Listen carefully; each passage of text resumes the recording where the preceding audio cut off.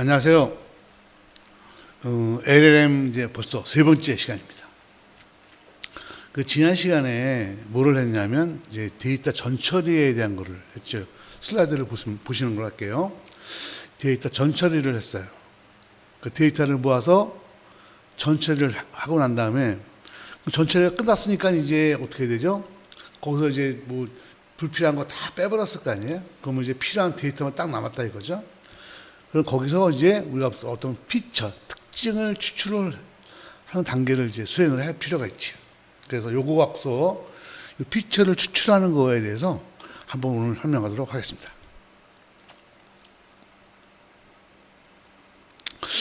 기본적인 피처를 추출할 때 보시면, 볼게요.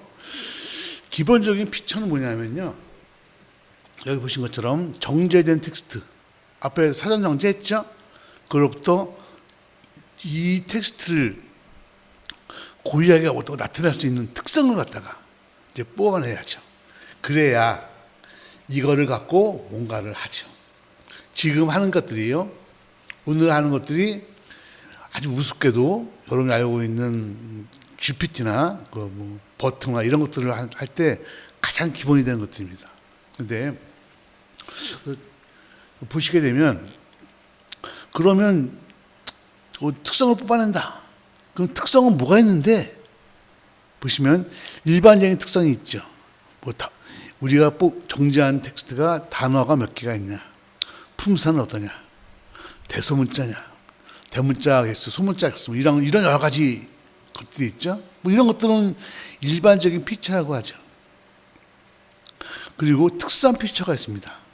그 백 오브 워드라고 하는 단어 모음, 백 오브 워드나 TF, IGF 이런 것도 있죠. 그래서 별거 없네? 맞아요. 별거 없습니다. 그래서 요것들에 대해서 오늘 여기까지 설명을 하도록 하겠습니다. 자, 그럼 일반적인 피처는 뭐가 있느냐면요. 여러분이 다 아시는 겁니다. 자, 보시겠습니다. 보시는 것처럼 제가 요거는 뭐냐면 요 뒤에 이어지는 실습 파일에서 일반적인 피처 추출하는 실습이 있거든요. 실습하는 거의 순서입니다. 거기서 어떻게 실습하냐면 문장 부호, 소문자, 대소문자, 문자 개수, 숫자 개수, 단어 개수, 공백 개수 이런 거 찾거든요. 이런 것들이 뭐예요? 일반적인 피처입니다. 그렇게 나왔죠?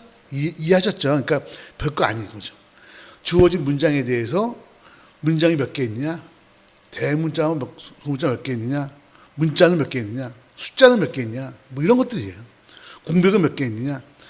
이런 것들을 찾는 것을 우리가 일반적인 피처라고 합니다. 그래서 이런 것들로 찾아서 많이 써먹을 때까지 써먹긴 하죠. 이걸 이제 일반 피처라고 하고요. 이해는 되셨죠?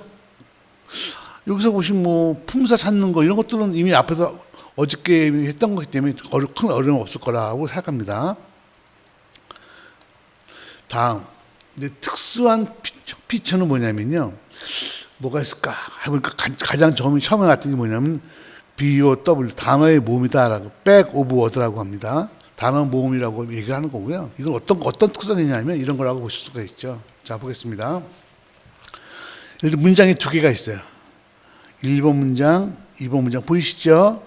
그럼 이 두 문장을 구성하는 모든 단어를 쫙 나열하는 겁니다. 그러면 I, like, detective 뭐 이렇게 있죠. 그다음에 뭐 이거 있고 그다음에 is, not, 뭐 he 있죠. truth 다 있죠. 그러니까 이 두 문장을 구성하는 모든 단어를 쫙 나열을 해주고요.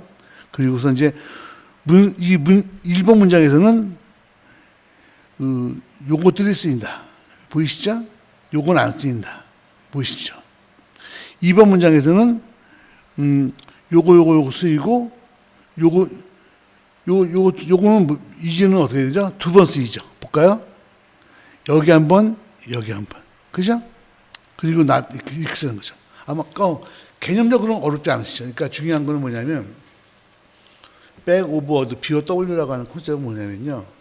어떤 문장이 있어요. 그 문장을 구성하는 모든 단어를 쫙 넣고 이 문장은 어떤 단어로 구성된다는 걸 정리한 거죠. 하나로 정리한 걸 갖다가 백 오브 워드라고 합니다.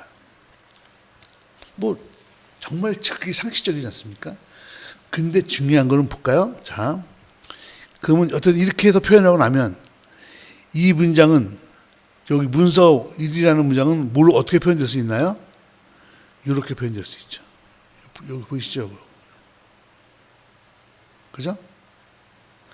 오, 숫자로 표현됐네요. 우리가 AI나 인공지능을 하려면 숫자로 넣어야 되잖아요. 숫자로 넣어야 되는데, 그러려고 하면 숫자로 표현돼야 되는데, 그리고 문서 1을 갖다가 숫자로 표현한다. 이렇게 표현한 거죠. 이렇게. 문서 2는 이렇게.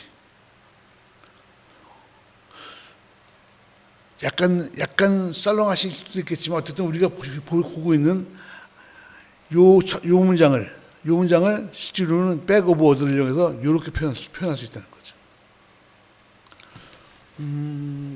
좀 어쨌든 이런 사사로운 시도들이 오늘날의 그 GPT를 만들고 여러분이 추론을 할 수 있도록 가지고는 기본이 되는 거예요. 어쨌든 백 오브 워드는 이해되셨어요. 두 번째 걸 한번 보겠습니다. TF IDF 벡터라고 하는 게 있는데요. 요거는 뭐냐면 백 오브 워드를 좀 더 발전시킨 거예요.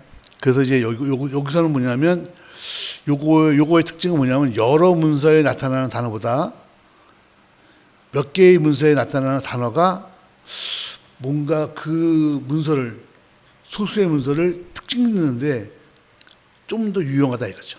그러니까 예를 들면 모든 문서에 다 A가 나타나는 단어는 특정 문서를 특징하는데 유효하지 않죠. 근데 어떤 특정한 단어는 몇 개의 문서에만 나타나. 그러면 이거는 그 몇 개의 문서를 차별화시키는데 좀 쓸 수 있어. 좀 더 가치가 있다고 볼 수 있지 않나요? 그런 점을 좀 더 보완해서, 그러니까 백오버월드를 좀 더 보완해서 만든 게 TF IDF입니다. 그래서 뭐 여러 가지 쭉 있고요. 이걸 갖다가 이제 뭐 식은 복잡하지만 계산하는 걸 간단히 보시면 이렇게 됩니다. 요걸 한번 볼까요? 이게 아시겠죠? This is about 민호. 보이시죠? 여기서 보시면 다구와는 이렇게 되어 있어요. 덕투. 이거 백오버워드죠? 여기서 TF 한번 계산해 볼게요. TF는 this는 뭐 어떻게 되죠? this는 총 8개 중에 하나. 여기서 this는 5개 중에 하나. 보이시죠? 이렇게 계산하는 거죠. IDF는 여기죠.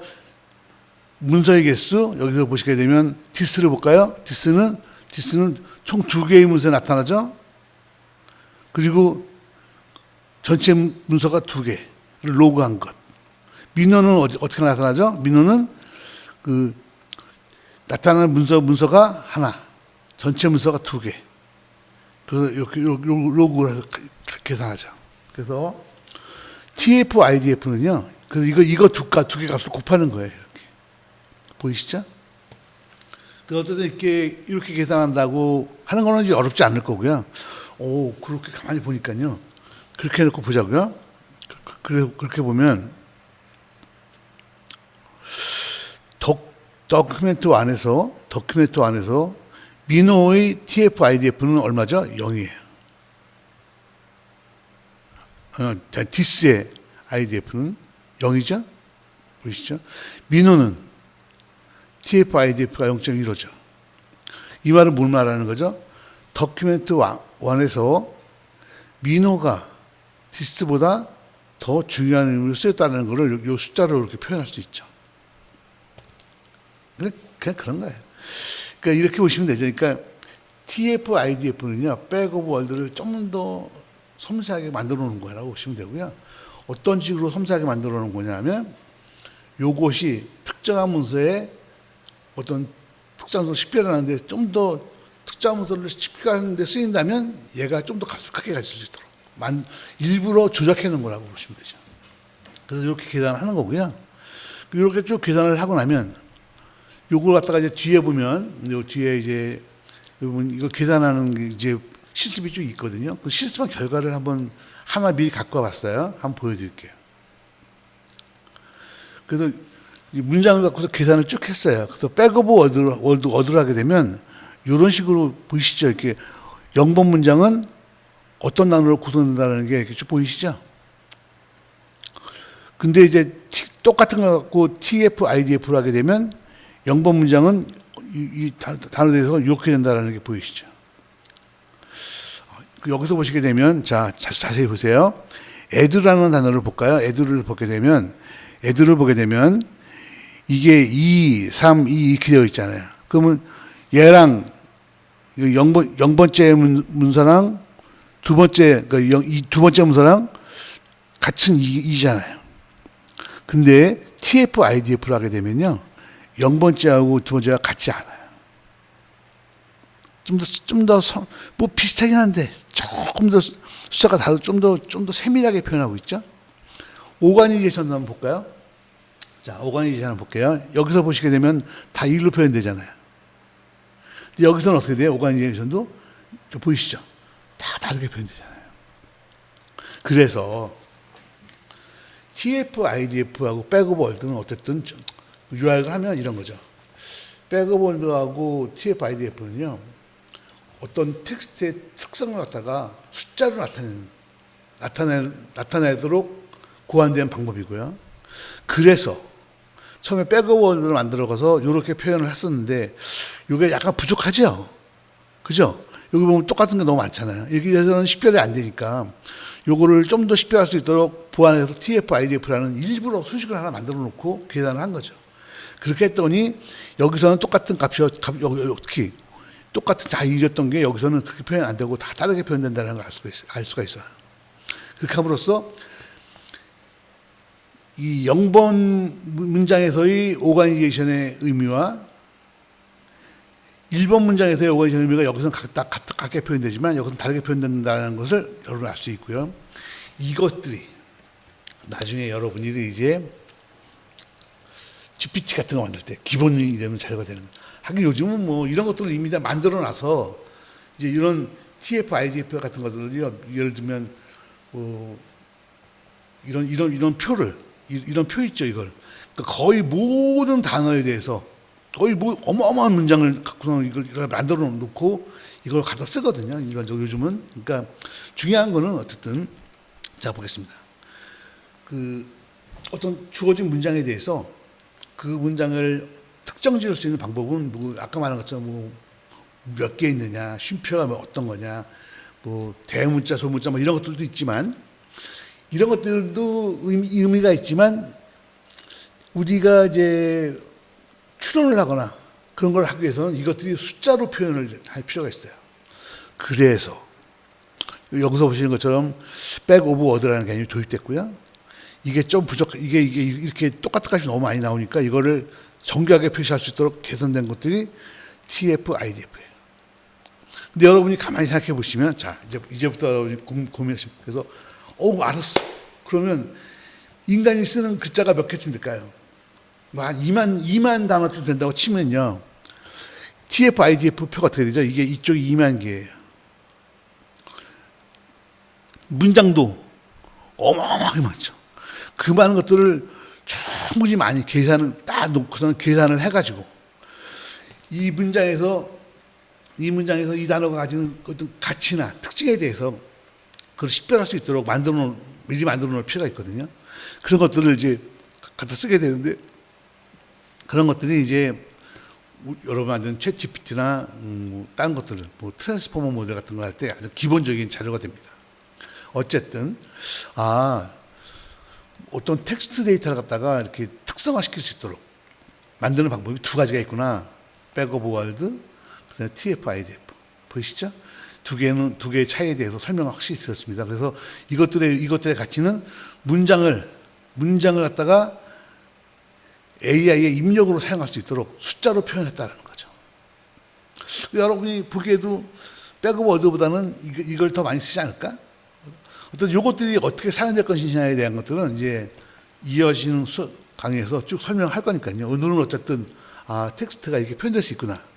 드디어 백오브 월드하고 TF, IDF를 이용해서 이것들이 이렇게 숫자로 표현됨으로써 어떤 한 문장, 0번째 문장이라는 게 어떤 특징을 갖도록 구분된다는 것을 숫자로 표현할 수 있게 되었다는 것을 여러분이 이해하시면 될 것 같습니다.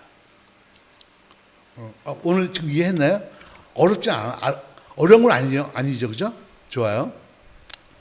그리고 이제 또 특성이니까 한 가지만 더 하도록 하겠습니다. 여기서 보시게 되면 그 텍스트가 얼마나 유사하냐, 두 개의 텍스트가 얼마나 비슷하냐, 뭐 이런 것들을 보는 게 상당히 중요한데, 그래야지만 추론할 때 중요한데, 유사한지를 계산하기 위해서 그러면 어떻게 계산할 거냐라고 또 고민을 했죠, 사람들이. 그래서 본 게 뭐냐면 자카드 유사도라고 해서, 이게 뭐냐면요, 이렇게 계산하는 거예요. 텍스트가 이렇게 있으면요, 공통 용어는 두 문장의 공통 용어는 3개, 고유한 거, 겹치지 않는 거는 9개. 그러면 자카드는 0.3 이렇게 계산한다라는 게 자카드 유사도입니다. 그냥 간단하죠. 이렇게 계산하자는 거죠. 이게 좀 단순하고, 그래서 이거를 좀 더 계산해서 나온 유사도가 뭐가 있냐면, 여러분이 앞으로 LLM을 하다 보면 무지하게 듣게 될 코사인 유사도라는 거를 이게 이제 듣게 되는데, 그게 나오게 되는 거죠. 어떻게 계산하느냐면요, 이렇게 계산하는 거죠. 자, 볼까요? 만약에 이제 예를 들면 요거랑 요거 같이 있던 거지만, 어쨌든 요걸 문서 1, 그러면 이제 너는 사과 좋아요, 바나나 좋아요, 이렇게 하잖아요. 그럼 이거 갖다가 어떻게 해요? 백오버 얻으니까 바나나, 사과, 저는 좋아요. 네 개 단어 있잖아요. 그다음 어떻게 돼? 문서 1을 이렇게 표현할 수 있죠. 문서 2, 문서 3를 이렇게 표현할 수 있어요. 그러니까 이렇게 된 문서가 백오버 월드의 개념에서 이렇게 표현이 되죠. 이해했습니다. 이해했죠? 그런 다음에, 자, 그러면 이렇게 표현이 됐으면, 그 다음에 문서 1과 문서 2가 얼마나 유사하냐? 코사인 유사도를 구해봐라! 그럼 어떻게 돼요? 어떻게 계산하는 거냐면, 여기 보시게 되면, 자, 내적을 계산해야죠. 내적은 어떻게 하느냐면요, 이것과 이걸 곱하는 거죠. 그러니까 01 곱하고 10 곱하고 11, 그럼 어떻게 되죠? 00이고 11이니까 2죠. 그 내적은 2가 01, 0 곱하기 1 더하기 1 곱하기 0 더하기 1 곱하기 1 더하기 1 곱하기 1 이렇게 된 거죠. 그래서 2가 되는 거죠. 그 다음에 크기 계산은요. 크기 계산은 여러분 옆으로 보시면 여기 알 수가 있는데, 요 각각의 두 번을 곱하는 거죠. 그리고 예를 들면 이거 2번을 곱해서 루트를 씌우면 돼요. 그럼 어떻게 돼요? 2배에다가 1, 루트 3. 그죠? 문서 2는 루트 3. 그렇게 되죠? 됐어요. 그 다음에 어떻게 코사인 유사도는 어떻게 한다고요? 자, 문장 1, 2개의 크기를 계산하는 거에다가 갖다가 내적으로 나누는 거죠. 이게 나눠보면 0.67이 나오죠. 그러면 이 말은 뭐냐면, 문장 1과 문장 2는 0.67만큼 유사하다. 그러니까 유사도가 높으면 높을수록 커지겠죠. 이해하셨죠? 자, 여러분, 정말 간단하지 않나요?